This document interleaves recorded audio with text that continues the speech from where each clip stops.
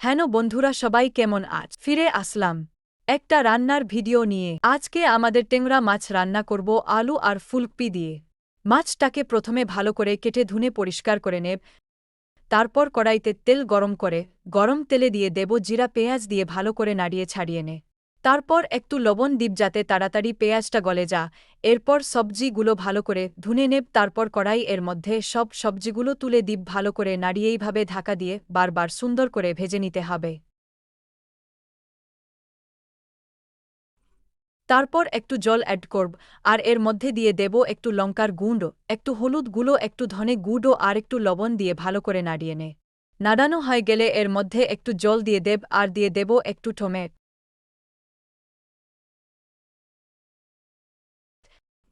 তারপর নাড়িয়ে কিছুক্ষণ টাকা দিয়ে রেখে দেব।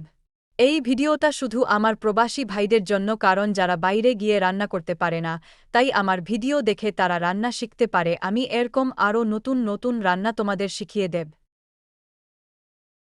তারপর এদিকে ভালো করে মাছগুলো উল্টে পাল্টে ভালো করে ভেজে নেব। মাছগুলো ভাজা হয়ে গেলে তরকারির মধ্যে তুলে দেব। তারপর একটু ঢাকা দিয়ে ভালো করে ফুটিয়ে নেব। বস কিছুক্ষণের মধ্যেই তৈরি হয়ে গেল আমাদের টেংরা মাছের আলু ফুলকপি দিয়ে তরকারি। ভিডিওটা কেমন হলো তোমরা জানিও, আর ভিডিওটা ভালো লাগলে লাইক করে দিও আর চ্যানেলটিকে সাবস্ক্রাইব করে পাশে থেকো। আজকের মতন এইটুকুই, দেখা হবে নেক্সট ভিডিওত।